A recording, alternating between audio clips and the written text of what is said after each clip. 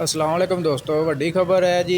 हुकूमत पाकिस्तान जी आइंदा ਜਿਹੜੀਆਂ भी फसलां होणगियां ਉਹਦਾ रेट मुकर्रर नहीं करेगी। जिस तरह कि ਤੁਹਾਨੂੰ पता है हुकूमत पाकिस्तान जी हुकूमत पंजाब है गंदम का गन्ने का ते कपास का ਜਿਹੜਾ रेट मुकर्रर करती सी कि इस रेट के उत्ते मार्केट ਦੇ ਵਿੱਚ ਇਹ ਫਸਲਾਂ ਸੇਲ ਕਰਨੀਆਂ ਨੇ। ਇਹ ਤਿੰਨ ਫਸਲਾਂ ਜਿਹੜੀਆਂ ਨੇ ਨਾ ਇਹਨਾਂ ਦਾ ਹੁਕੂਮਤ ਪੰਜਾਬ ਹੁਕੂਮਤ ਪਾਕਿਸਤਾਨ ਜਿਹੜੇ ਆ ਰੇਟ ਫਿਕਸ ਕਰਦੀ ਸੀ।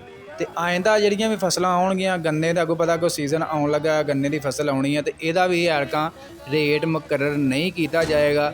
ਇਹ ਜ਼ਿਮੀਂਦਾਰਾਂ ਦਾ ਸ਼ਿਕਵਾ ਹੁੰਦਾ ਸੀ ਕਿ ਹਰ ਬੰਦੇ ਦੀ ਜਿਹੜਾ ਮਤਲਬ ਆੜ੍ਹਤੀਏ ਜਾਂ ਕੋਈ ਵੀ ਦੁਕਾਨਦਾਰ ਹੈ ਉਹ ਵੀ ਆਪਣੀ ਮਰਜ਼ੀ ਦੇ ਰੇਟ ਨਾਲ ਆਪਣੀ ਚੀਜ਼ ਸੇਲ ਕਰਦਾ ਹੈ। ਤੇ ਇਹ ਜ਼ਿਮੀਂਦਾਰਾਂ ਦਾ ਸ਼ਿਕਵਾ ਸੀ ਕਿ ਅਸੀਂ ਆਪਣੀ ਮਰਜ਼ੀ ਦੇ ਰੇਟ ਨਾਲ ਕਿਉਂ ਨਹੀਂ ਸੇਲ ਕਰ ਸਕਦੇ, ਹਕੂਮਤ ਅਮਲ ਦਖਲ ਕਿਉਂ ਕਰਦੀ ਹੈ। ਤੇ ਹਕੂਮਤ ਨੇ ਅਮਲ ਦਖਲ ਜੀ ਖਤਮ ਕਰ ਦਿੱਤਾ। ਇਹ IMF ਦੇ ਕਹਿਣ ਦੇ ਉੱਤੇ ਜਿਹੜਾ ਇਹ ਅਮਲ ਦਰਾਮਦ ਕੀਤਾ ਜਾ ਰਿਹਾ ਪਾਕਿਸਤਾਨ ਦੇ ਵਿੱਚ। ਇਹ ਜਿਹੜਾ ਪਿਛਲੇ ਤੁਸੀਂ ਗੰਦਮ ਦਾ ਵੇਖਿਆ ਵਾ ਜਿਹੜਾ ਰੇਟ ਘੱਟ ਹੋਇਆ ਤੁਹਾਨੂੰ ਪਤਾ 2200-2300 ਰੁਪਈਆ ਇਹਨਾਂ ਫਿਕਸ ਕੀਤਾ ਸੀ। ਇਹ ਵੀ IMF ਦੇ ਕਹਿਣ ਦੇ ਉੱਤੇ ਇਹਨਾਂ ਨੇ ਕਿਹਾ। ਤੇ ਆਇੰਦਾ ਵੀ ਜਿਹੜਾ ਵੀ ਫਸਲ ਹੈ ਉਹਦੇ ਵਿੱਚ ਹਕੂਮਤ ਅਮਲ ਦਰਾਮਦ ਨਹੀਂ ਕਰੇਗੀ, ਹਕੂਮਤ ਕੋਈ ਰੇਟ ਨਹੀਂ ਫਿਕਸ ਕਰੇਗੀ। ਤੇ ਇਹਦੇ ਨਾਲ ਮੇਰਾ ਖਿਆਲ ਹੈ 90% ਜਿਹੜਾ ਜ਼ਿਮੀਂਦਾਰ ਦਾ ਨੁਕਸਾਨ ਹੀ ਹੋਣਾ ਬਜਾਏ ਫਾਇਦੇ ਦੇ। ਕਿਉਂਕਿ ਜਦੋਂ ਰੇਟ ਮੁਕਰਰ ਨਹੀਂ ਹੋਣਾ ਆੜ੍ਹਤੀਆਂ ਨੇ ਤੁਹਾਡੇ ਕੋਲ ਆਪਣੀ ਮਰਜ਼ੀ ਦੇ ਹਿਸਾਬ ਨਾਲ ਤੁਹਾਡੇ ਕੋਲ ਖਰੀਦ ਲੈਣੀ ਹੈ। ਉਸ ਤੋਂ ਬਾਅਦ ਉਹਨੇ ਆਪਣੀ ਮਰਜ਼ੀ ਦੇ ਹਿਸਾਬ ਨਾਲ ਅੱਗੋਂ ਸੇਲ ਕਰਨੀ ਹੈ।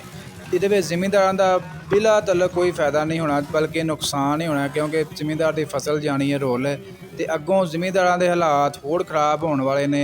IMF ਨਾਲ ਜਿਹੜੀਆਂ ਨੇ ਇਹ ਸ਼ਰਤਾਂ ਰੱਖਦਾ ਪਿਆ ਵਾ। ਇਹਦਾ ਜਿਹੜਾ ਬੁਨਿਆਦੀ ਮਕਸਦ ਹੈ ਜ਼ਿਮੀਂਦਾਰਾਂ ਨੂੰ ਖ਼ਤਮ ਕਰਨਾ ਵਾ, ਜ਼ਿਮੀਂਦਾਰਾਂ ਖ਼ਤਮ ਕਰਨਾ ਪਾਕਿਸਤਾਨ ਦੇ ਵਿੱਚ। ਅਤੇ ਜਿਹੜੀਆਂ ਸਾਡੀਆਂ ਹਕੂਮਤਾਂ ਨੇ ਤੁਹਾਨੂੰ ਪਤਾ IMF ਦੇ ਅੱਗੇ ਘੁਟਨੇ ਟੇਕਦੀਆਂ ਨੇ ਅਤੇ ਉਹਦੇ ਅੱਗੇ ਕੁਛ ਨਹੀਂ ਕਰ ਸਕਦੇ। ਬਾਕੀ ਆਉਣ ਵਾਲੇ ਦਿਨਾਂ ਦੇ ਵਿੱਚ ਜ਼ਿਮੀਂਦਾਰਾਂ ਦੇ ਉੱਤੇ ਮਜ਼ੀਦ ਬੋਝ ਆਉਣ ਵਾਲਾ ਕਿ ਫਸਲ ਦਾ ਰੇਟ ਨਹੀਂ ਮਿਲੇਗਾ। ਅੱਗੋਂ ਮਜ਼ੀਦ ਜਿਹੜਾ ਅੱਗੇ ਫਿਲਹਾਲ ਰੇਟ ਕੋਈ ਨਹੀਂ ਚੱਲਦਾ ਪਿਆ।